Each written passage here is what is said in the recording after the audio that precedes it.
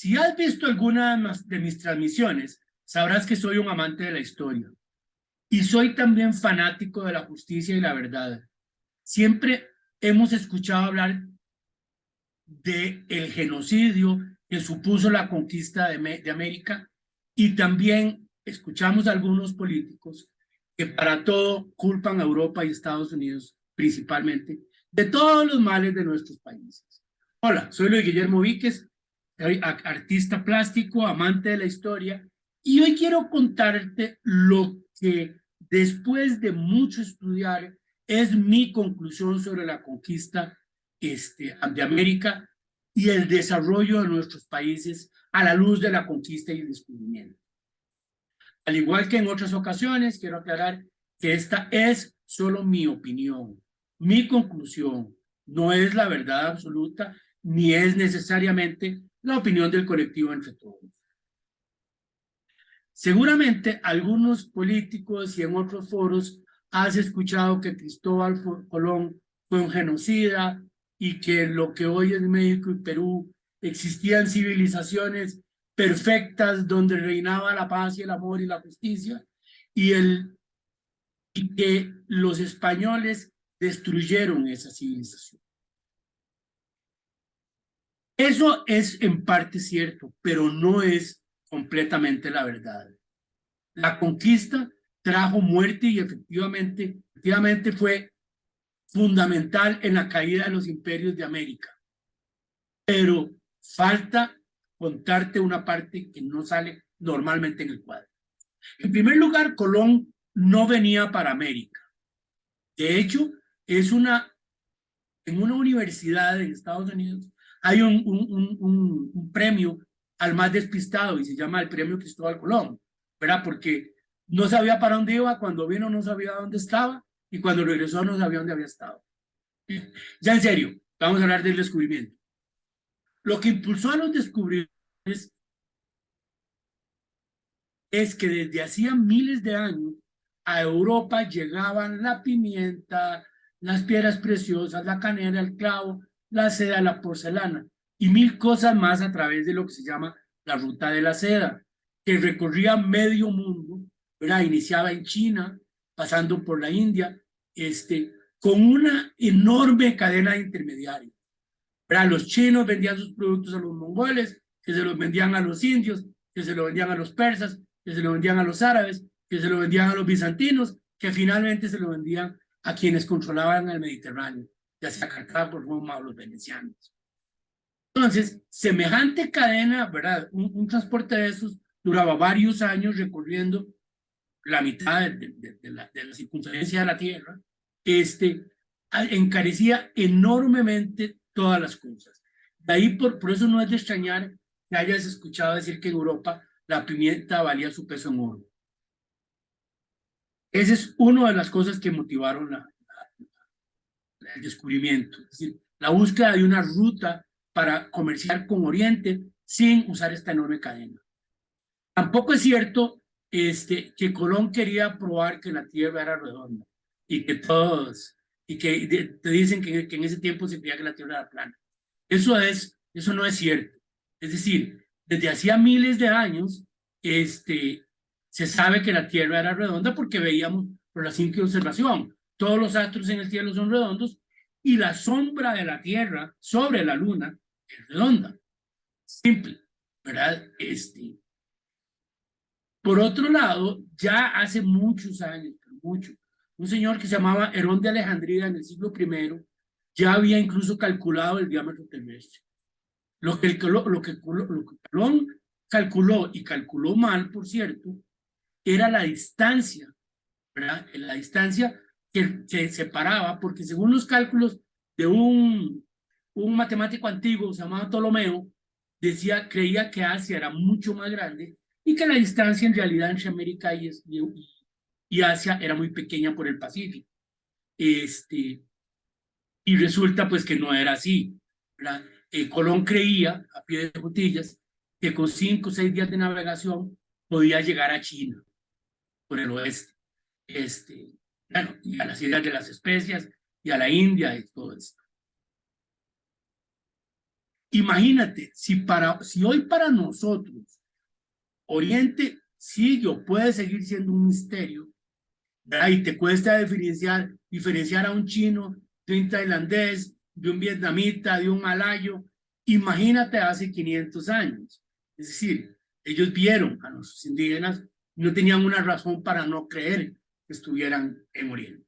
En fin, al principio los descubrimientos buscaban la ruta comercial, no buscaban conquistar a nadie necesariamente. Lo que sí pasaba, eso sí, ¿verdad? Un tema que hemos considerado en otros videos, es que los europeos, desde los antiguos griegos, siempre habían considerado salvajes o bárbaros e inferiores a cualquiera que no fuera europeo. Y en el siglo XV, pues un poco más, por influencia de la iglesia, pues tampoco consideraban muy humanos a quien no fuera cristiano. Lo cierto es que lo que llegaba a Europa, los trabajos, los tejidos de seda, las joyas, los trabajos en porcelana, las armas de fuego, pues suponían países con un gran desarrollo. No, suponían que o sea, se sabía que iban a ser países muy civilizados. Vamos a la conquista. 10 años después del descubrimiento de América, ya en el Caribe había plantaciones de caña de azúcar, tabaco, algunas otras cosas, pimienta de cayena, pero no había ni seda, ni oro, ni especias, ni las especias que buscaban, no había porcelana, aún estaban lejos de lo que había descrito Marco Polo, que fue el que inspiró a Cristóbal Colón. Eso sí, si habrás visto algo en las películas o en los estudios de historia, a las coronas europeas les urgía ampliar sus territorios agrícolas porque después de la gran plaga del siglo XIV había habido un gran crecimiento demográfico en Europa y además necesitaban oro y plata para financiar las inacabables guerras que había entre España, Inglaterra, Francia, los Austrias y eso, pues que ocuparon durante los últimos 3 o 4 mil años a los europeos que siempre han estado en guerra hasta hace escasos 50 años. Vamos a la conquista. Muchos dicen que Cortés derrotó al imperio azteca y los exterminó. Esto simplemente no es así. Y quien crea que un ejército de 300 soldados españoles podía derrotar, con unos cuantos caballos y espadas, podían derrotar al ejército azteca de 100,000 guerreros, está equivocado. Se creyó la película 300, ¿verdad? Los aztecas eran grandes ingenieros, hábiles agricultores y sobre todo comerciantes muy exitosos. Era un imperio altamente desarrollado y tenían sometidos desde a cientos de años atrás, bajo el zapato, a casi todas las ciudades de los alrededores y a su propio pueblo. De alguna forma, para que veas que la historia se repite, un poco parecido al Imperio Romano, que a medio mundo de distancia y 1500 años antes, los aztecas tenían una especie de, llamaremos una dicta suave, es decir, dominaban a los pueblos vasallos y si se alineaban a sus dioses, se pagaban sus impuestos y además gozaban de la protección del imperio. Infortunadamente, su religión y sus dioses eran muy exigentes en materia de sacrificios humanos. Sacrificios para mantener el sol girando, sus dioses exigían las lágrimas de los niños recién nacidos para que Tlaloc enviara la lluvia, y en general para cualquier cosa se necesitaban ingentes cantidades de víctimas para los sacrificios. Si tenías en aquel tiempo una hija púber o un bebé recién nacido, aguas, en cualquier momento te lo podían pedir para ser sacrificado. Tal vez has escuchado hablar de las guerras floridas, ¿verdad? Que eran más o menos así. En un momento del año, el ejército azteca avanzaba, por decirte algo, contra Tlaxcala. Los tlaxcaltecas salían a la guerra, pero llevaban consigo 2.000 o 3.000 jóvenes para ser esclavos o víctimas de los sacrificios de los aztecas. Entregaban a los 300 o 500 o 1.000 o 2.000 jovencitos para que los aztecas los sacrificaban y los ejércitos se retiraban sin tener en realidad una verdadera batalla hasta la próxima guerra. Era una situación un poco complicada, pero bueno, para el pueblo era mejor entregar solo esos 5.000 que 5.000 y los muertos de una batalla. La situación era la misma, dije los tlaxcaltecas, pero para Cholula, para los habitantes de los estados actuales de Michoacán, de Puebla, de Morelos, de Guerrero y otros, de Veracruz, parte de Jalisco, y otras áreas del país.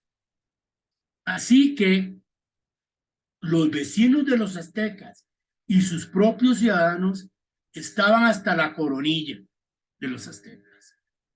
Entonces, al igual que ha pasado tantas veces en otros reinos en la historia, Cortés no encabezó en realidad una guerra de conquista, sino que aprovechó el descontento de los locales y apoyó una guerra de independencia, de la que luego se montó, ¿verdad?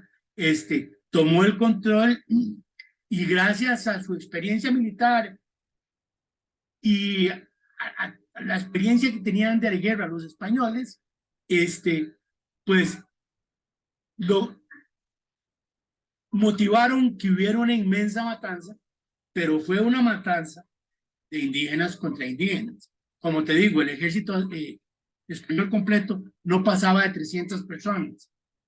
Y por más o menos lo mismo que les ocurrió a los aztecas, fue lo que hizo Pizarro en Perú. Era el otro gran imperio, el imperio inca.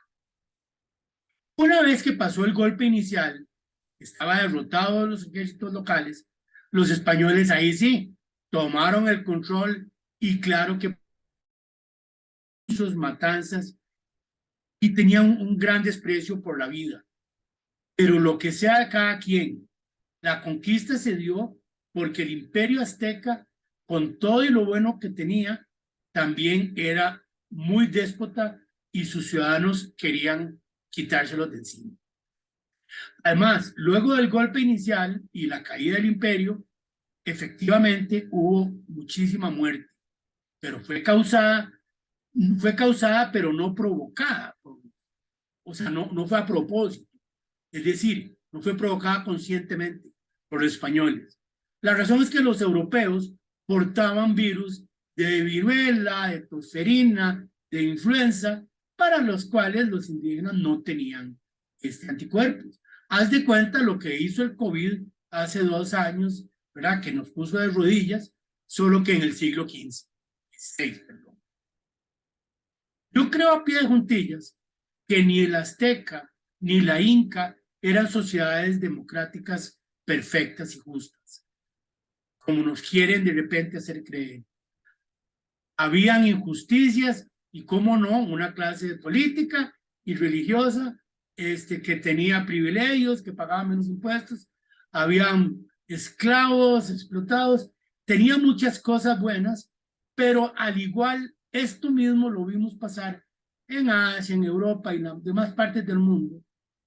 Mi punto es que no podemos culpar de todo todos nuestros males a los conquistadores. Es así. Ni, como ocurre hoy, culpando de todos nuestros problemas a los hijos de los conquistadores. Tal vez te sorprenda lo que te voy a decir. En 1750, después de la conquista, todos los pobladores de América y de casi todo el mundo eran pobres. Es decir, era igual de pobre un canadiense que un mexicano, un turco que un argentino. Cuando inició la revolución industrial, Inglaterra, Bélgica, Canadá, Alemania y como los Estados Unidos se subieron a ese tren, invirtiendo en infraestructura, fábricas, carreteras, incentivando el espíritu emprendedor. En Latinoamérica, por lo que la razón que sea, no ocurrió así. Nuestros gobernantes en el pasado basaron el desarrollo de los países exclusivamente en la explotación de la agricultura y la ganadería. Ya sabes, explotando los productos sin transformarlos. Los productos se vendían precisamente a las potencias extranjeras que los procesaban, ¿verdad?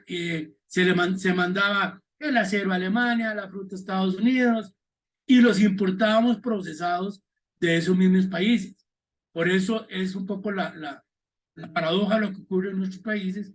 Exportamos cacao barato y importamos chocolates suizos, exportamos maderas finas a precio de hambre y importamos muebles ingleses, y hay un gran etcétera. Tal vez el ejemplo más triste es como en nuestro México exportamos petróleo barato y durante cientos de años importamos gasolina cara, fabricada con nuestro petróleo. Y ciertamente, la riqueza estaba concentrada en un grupo privilegiado por los gobernantes. Y por mucho que nos duele admitirlo, nada de esto es culpa ni de Hernán Cortés, ni de Francisco Pizarro, ni del tío Sam. Es decir, al menos esta es mi opinión, pero déjame darte unos datos.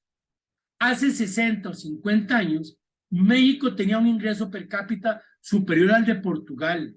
El de Brasil era mucho más rico que Corea del Sur, ¿verdad?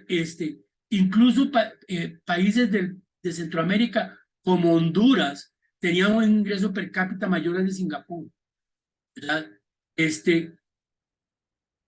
Y Argentina, que es un poco como el caso de México, que sale de una crisis para pasar a la otra, México está mejor.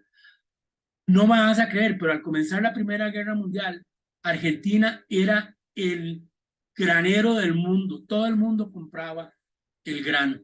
Y hace 100 años, Venezuela era uno de los países más ricos del mundo, sin lugar a dudas, mucho más rico que los Emiratos Árabes. Ya para concluir, el asunto es que ya basta de culpar a los demás, a Colón, a Cortés, a los gringos, a Rusia, de que sean responsables del desempeño de nuestros gobernantes.